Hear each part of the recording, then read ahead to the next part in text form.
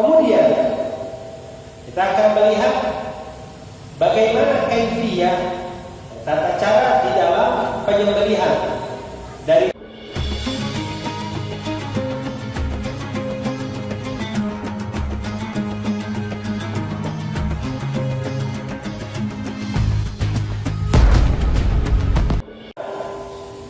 jadi yang harus kita perhatikan di dalam proses penyembelihan hewan kurban, sesungguhnya ada 4 bagian yang terdapat pada leher hewan yang wajib untuk dipotong, yang wajib untuk disembelih.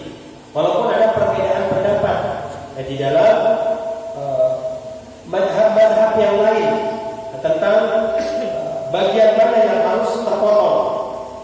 Nah, biasanya itu dari 4 itu biasanya hulkum. Ya, hulkum. Ini yang namanya hulkum. Kemudian mari juga di sini. Jalan makanan, jalan pernapasan, ya, mari. Kemudian wajah. Wajah itu 2 otot urat yang ada di sebelah kanan dan yang ada di sebelah kiri. Jadi keempatnya ini harus terpotong, gitu ya. Urat sebelah kanan, urat sebelah kiri, dan kemudian hulkum dan balik, jalan makanan dan pernapasan, kerongkongan kalau kita bilang.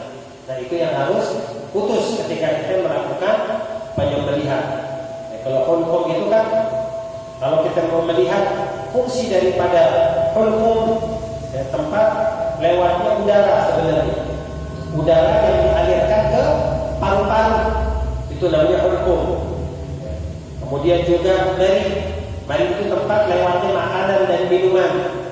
Dan kedua, urat atau otot di situ yang menyanggah daripada leher hewan tersebut yang wajib untuk terpotong ketika kita melakukan penyembelihan.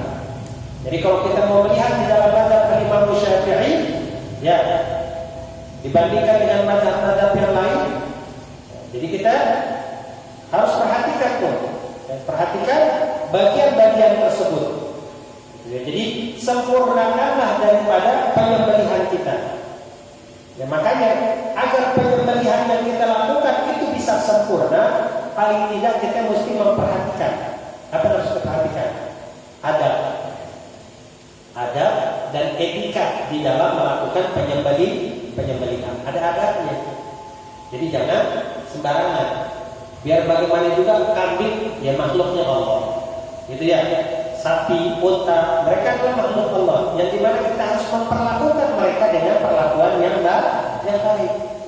Idza dzabhtum fahsinu dzibha.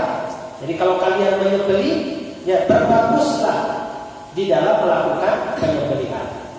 Ya, kan ada adab-adab itu. Jadi adab-adabnya seperti ketika kita sebelum menyembelih daripada hewan tersebut, ya, hewan tersebut kita kasih makan dulu yang banyak. Ya, adab nih, hewan ini kita ikat, terus kita kasih makan yang banyak. Kemudian setelah itu, ketika akan disembelih, pergunakanlah pisau yang betul-betul tajam. Alat untuk menyembelih itu harus benar-benar tajam. Ya, karena paling tidak kalau pisau tersebut tajam, itu akan mengurangi rasa sakit yang akan diderita oleh hewan tersebut. Ya. Dan ketika kita ngasah pisaunya, jangan di depan hewannya, nggak ada adab. Kalau mau ngasah pisau yang jauh, begitu. Jangan di depan kambing, kotor, begitu. Ya, jangan. Nggak ada adabnya kalau begitu. Ngasahnya di rumah atau di mana itu jangan dilakukan di depan hewan. Kemudian juga, ya, ketika kita memotong satu hewan, usahakan hewan yang lain itu tidak melihat. Gitu.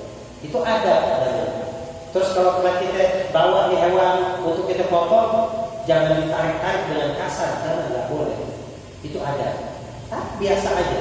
Tanpa kita harus memperlakukan mereka dengan perilaku yang kasar. Kita pikir dia cuma binatang, jangan. Binatang punya hak. Kalau kita memperlakukan mereka dengan cara-cara yang tidak baik, mereka akan menuntut nanti di hadapan Allah. Dan kita pikir gampang, gitu ya. Jangan kita pikir mudah. Binatang ini nggak apa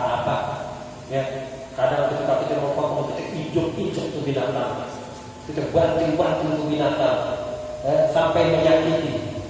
Ya, itu nggak dibenarkan. Gitu ya. Mereka punya hak nanti. Mereka akan menuntut di hadapan Allah atas semua perlakuan yang kita lakukan kepada mereka. Maka dikatakan fa'ila zalakum fa'ahsinu dilha. Berbaguslah, berbaik-baiklah di dalam melakukan penyembelihan. Ketika menyembelih, usahakan bagian sebelah kiri hewan itu ada di bawah. Ya, kalau kita mau lihat berarti biasanya kepalanya di sana, buntutnya di sini, gitu ya. Jadi buntutnya ini ada ke mana? Ke barat, gitu ya. Buntutnya di sini, kepalanya di situ. Tapi tetap dihadapkan ke arah kiblat pada akhirnya, gitu ya. Tetap ketika potong ada kiblat. Atau sebagian juga ada yang kepalanya di sini, kemudian buntutnya di situ. Jadi dihadapkan kemari, gitu ya, ke arah kiblat. Jadi kita usahakan adat-adat tersebut kita perhatikan, gitu ya. Ketika kita menyembelih kurban, kita mesti memastikan kira-kira ini hewan udah dari kiblat apa belum. Ya. Kemudian pisau yang kita pergunakan harus tajam. Kemudian bagian yang harus kita potong benar-benar sempurna dan tidak melepas. Jadi kalau habis potong jangan langsung lepas, diam dulu beberapa saat. Ya, habis potong nih, selesai langsung cabut. Jangan, diam dulu. Tapi kita potong, diamin beberapa saat, baru kemudian kita angkat. Seperti itu. Ya, angkat pelan-pelan. Dan juga membaca doa. Ya, membaca doa seperti apa yang dilakukan.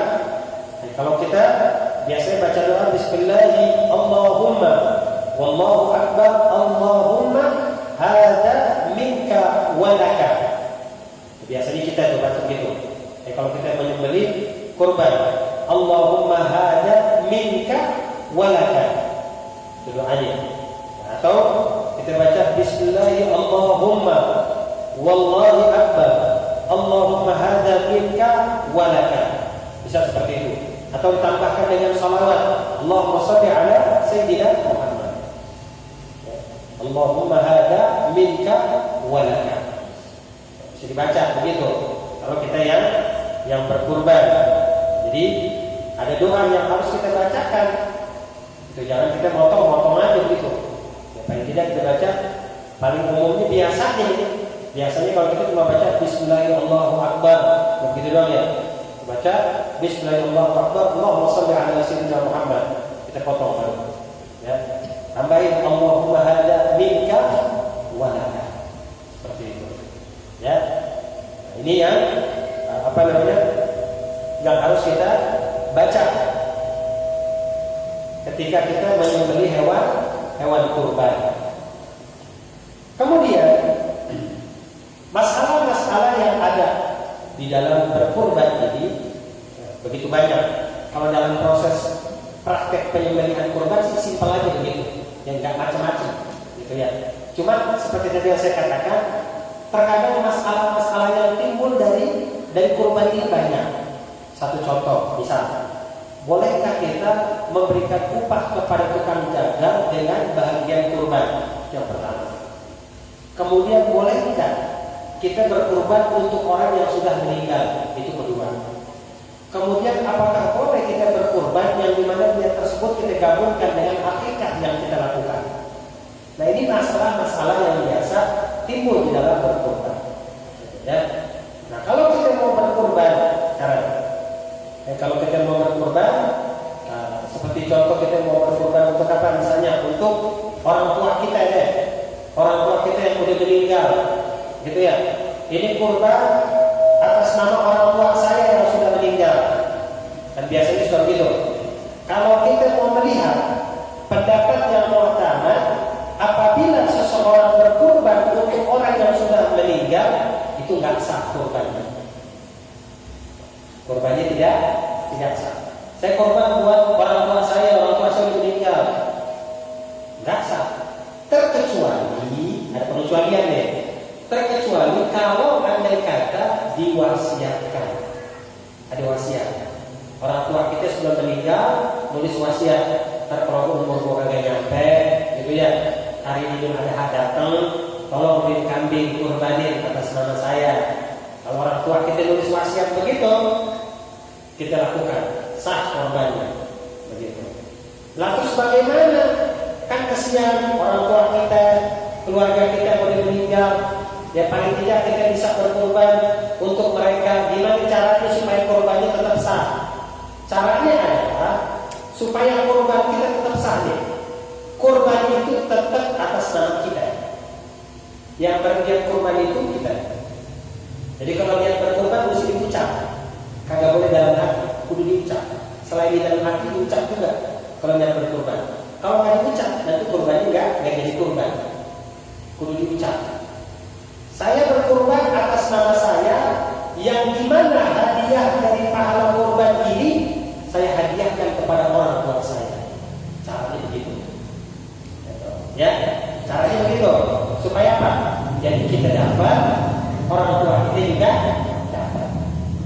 Caranya seperti itu. Kalau kita mau memberikan kurban untuk mereka orang-orang yang sudah wafat mendahului kita, itu yang pertama.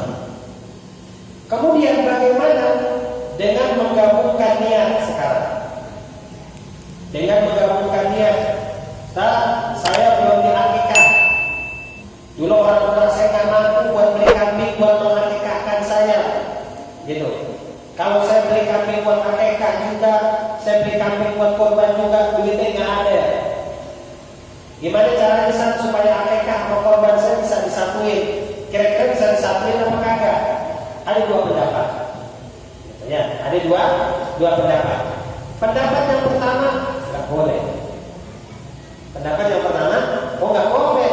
Antara korban dan akikah aturannya berbeda, gitu. Aturannya berbeda, waktunya berbeda, kemudian cara pendistribusiannya juga berbeda. Kalau kurban dibagikan dalam keadaan mentah, tapi kalau akikah dibagikan dalam keadaan matang. Kalau kurban dilakukan pada tanggal 10, 11, 12, dan 13 di bulan Dzulhijjah. Kalau akikah dilakukan pada usia kelahiran anak itu mencapai 1 minggu. Biasanya sudah dilakukan akikah. Atau kebanyakan masyarakat kita biasanya 40 hari. Gak ada masalah. Yang penting sebelum anak itu balik. Sebelum anak kita balik. Jadi sebelum anak kita balik, kita sebagai orang tua masih ada kesunahan, bukan wajib, masih ada kesunahan untuk mengakikahkan anak kita. Kalau sudah balik, kemudian anak kita belum kita akikahkan, maka gugurlah kesunahan tersebut. Ingat ya, kesunahan bukan wajib, namanya akikah. Nah itu. Nah sekarang bagaimana? Itu pendapat yang pertama, nggak boleh. Pendapat yang kedua merujuk kepada apa yang disampaikan oleh Imam Abdullah bin Abbas, di mana Ibn Abbas mengatakan, boleh. Jadi kita satukan niat antara akikah dengan berkurban, yang dimana kambing akikah kita potong pada hari raya kurban. Jadi kambingnya itu dipotong pada hari raya kurban. Jadi niat untuk berakikah, yang dimana kambing tersebut kita sembelih pada hari raya kurban. Jadi akikahnya dapat, kurbannya dapat. Nah terus untuk masalah pendistribusiannya bagaimana? Dagingnya dibagikan secara apa? Nah untuk masalah dagingnya kita mengikuti keadaan pada saat itu. Karena kebanyakan dibagikan dalam keadaan mentah, maka dagingnya tersebut kita bagikan dalam keadaan mentah. Nah, ini pendapat yang kedua. Jadi tinggal tergantung kita mau pakai pendapat yang mana. Kalau kita mau pakai pendapat yang pertama, berarti kudu 2 kambing. 1 buat akikah, 1 buat kurban, dan dilakukan di hari yang berbeda atau di hari yang sama. Atau kalau akikah kita mau menyatukan niat antara akikah dan kurban, silakan. Kita merujuk pada pendapat Imam Abdullah bin Abbas.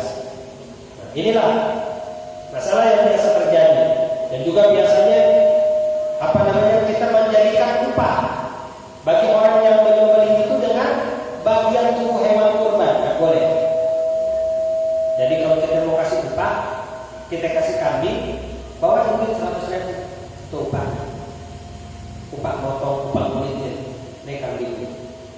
Jangan bagian tubuh si kambing kita jadikan sebagai upah.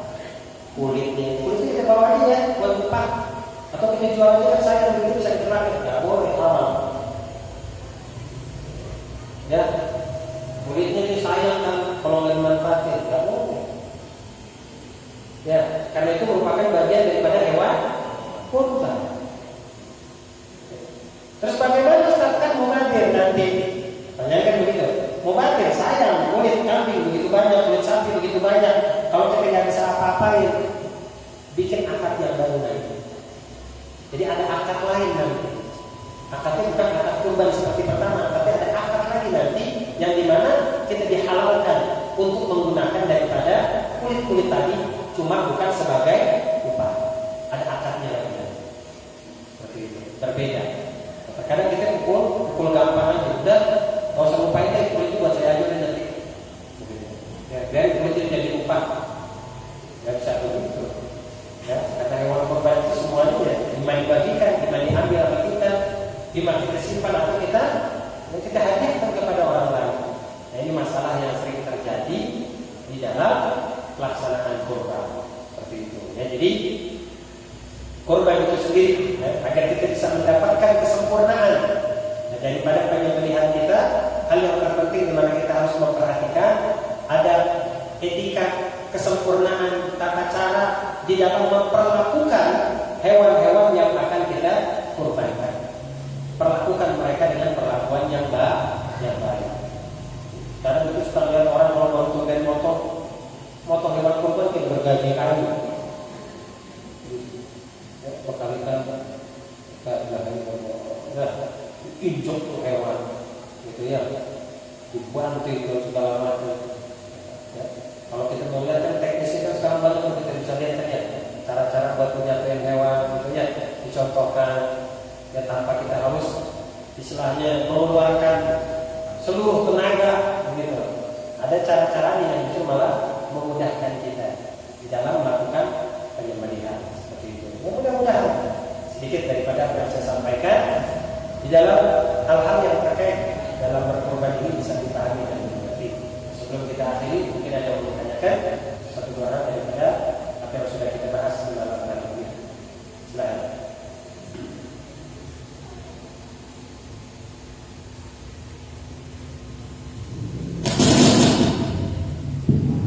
Silakan Bapak-Ibu dengan pertanyaan.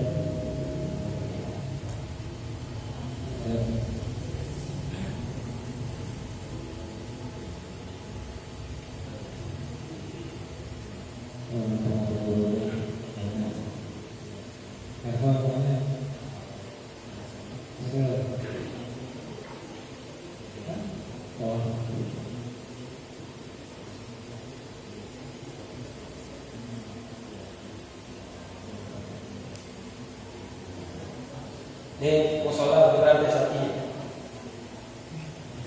Nah, pas banyak ini masih sapi apa ya? Lagi fokus kembali. Apalagi di renovasi. Ya paling kagak sekali seumur hidup dah.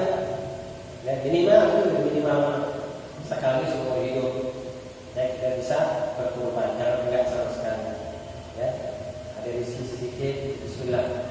Jangan lihat kambing bisa, ya, tapi kita beli kambing kayak bisa. Ada pertanyaan? Ya, Bu Andi.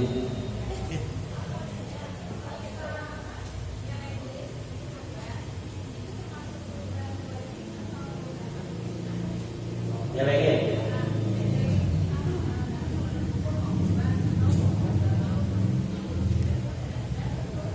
Sampai celengan itu cukup untuk membeli hewan kurban. Kalau tidak diandalkan bukan wajib. Kecuali ada kalimat yang keluar dari kita, saya bernadar nyelengin ini duit di celengan buat kurban. Kalau ada kalimat saya bernadar jadi wajib. Tapi kalau nggak ada kata nadar, tetap jatuhnya kurban sunnah. Tetap jatuhnya kurban sunnah.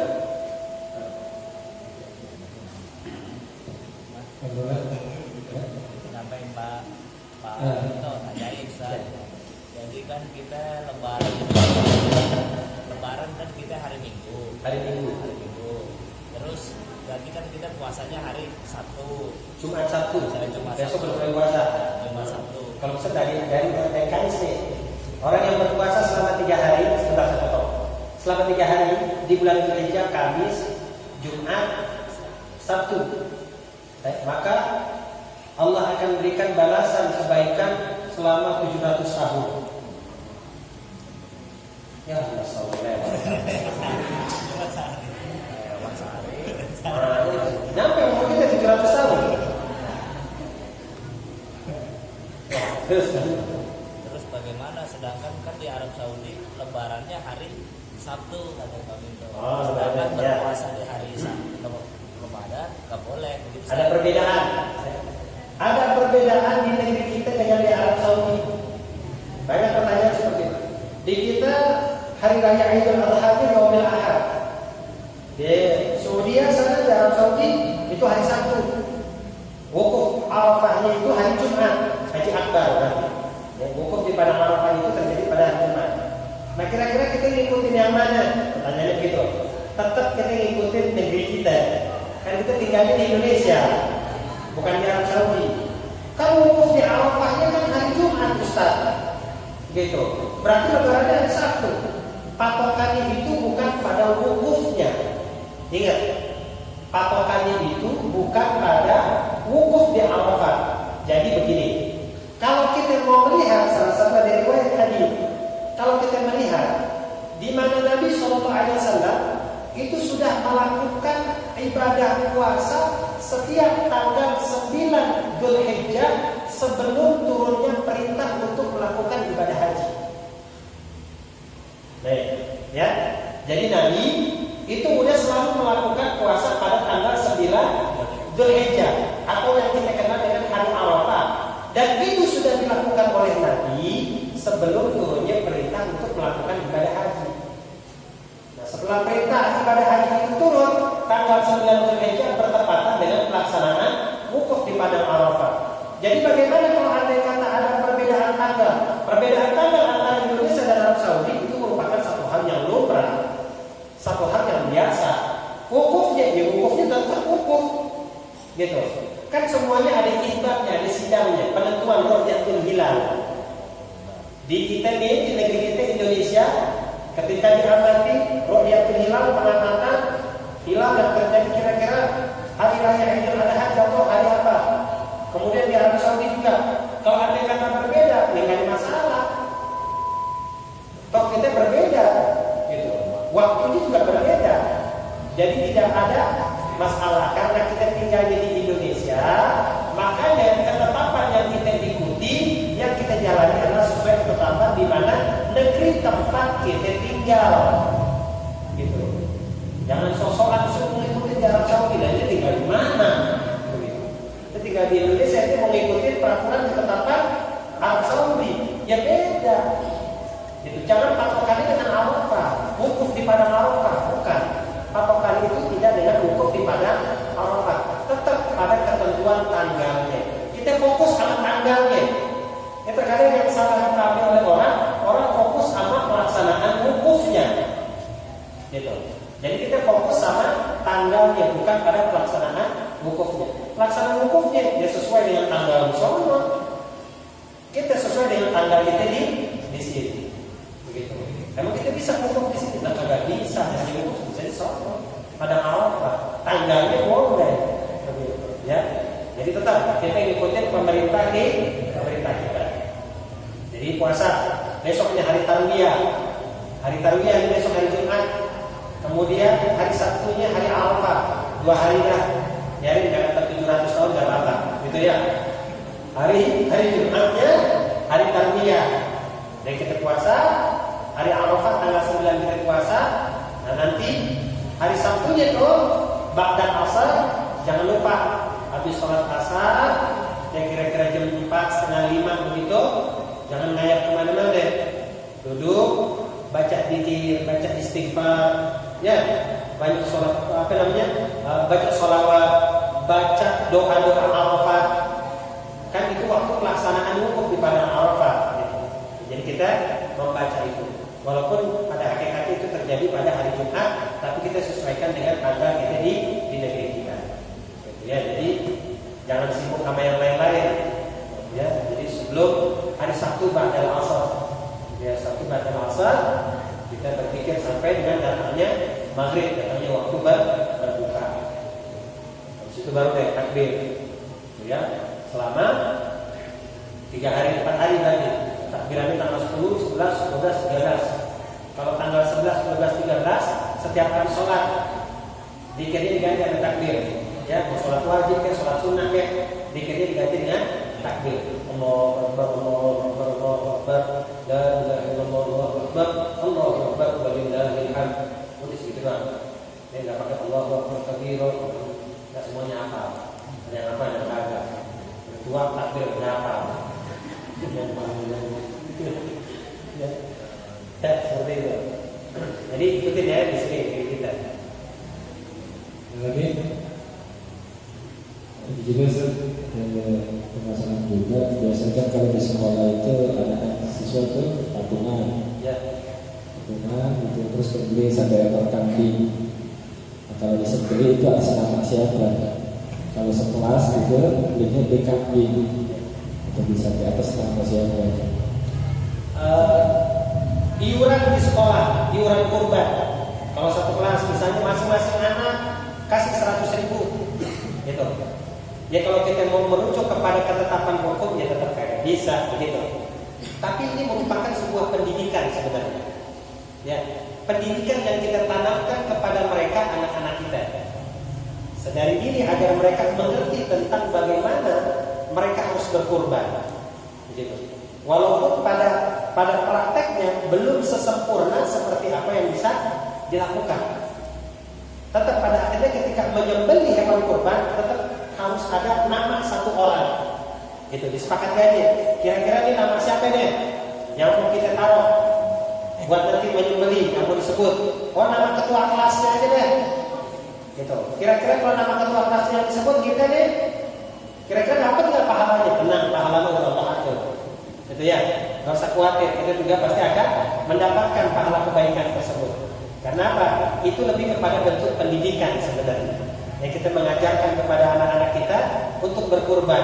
Karena mereka belum mampu untuk berkurban secara utuh, secara sempurna. Makanya salah satu nilai-nilai pendidikan kita lakukan dengan cara seperti itu.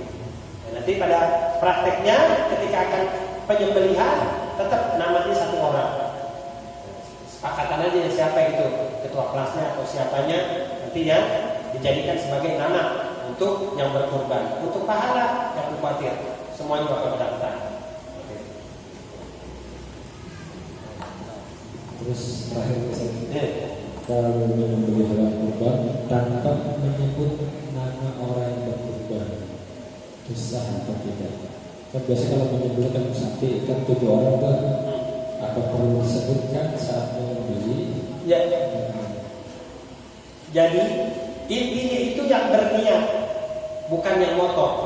Oh itu waktu motor kan disebut tuh nama orangnya nggak sah tuh, kan siapa yang nggak sah?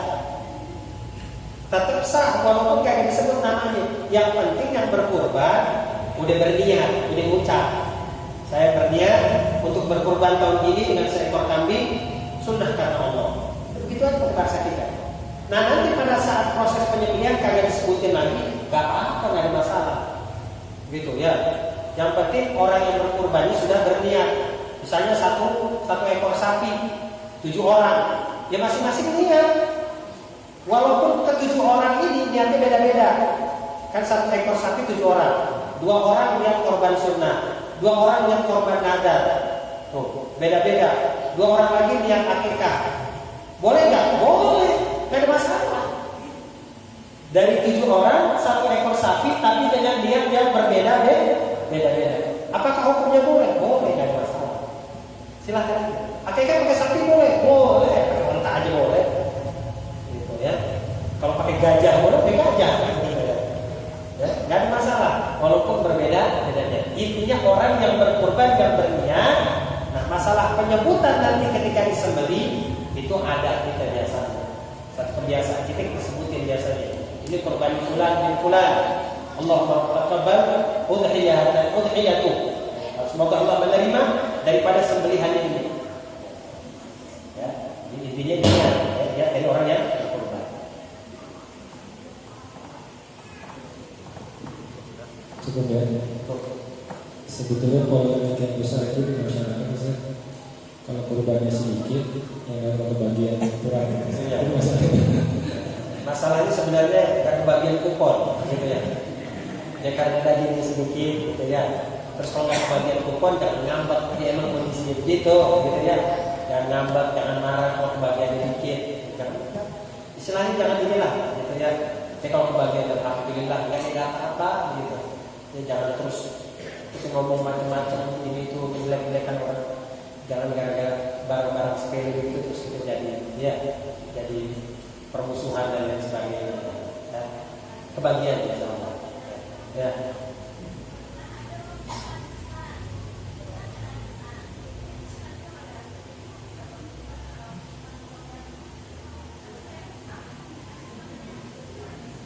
Kalau kita arisan, hukum daripada arisan itu, hukum daripada arisan itu kan mubah, boleh, gitu ya.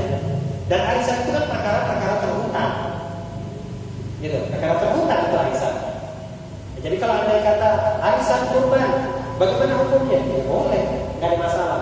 Yang penting semua orang dapat merasakan kurbannya. Kalau berarti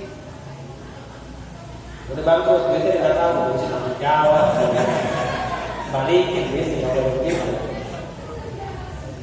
Dia mesti bertanggung jawab, penanggung jawabnya siapa?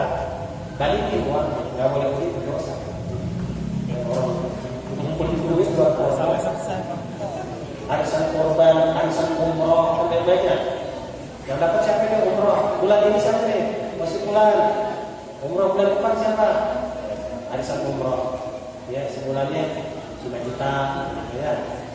Ya apa? Alhamdulillah rabbil alamin. Allahumma shalli wa sallim ala sayyidina Muhammad wa ala ali sayyidina Muhammad.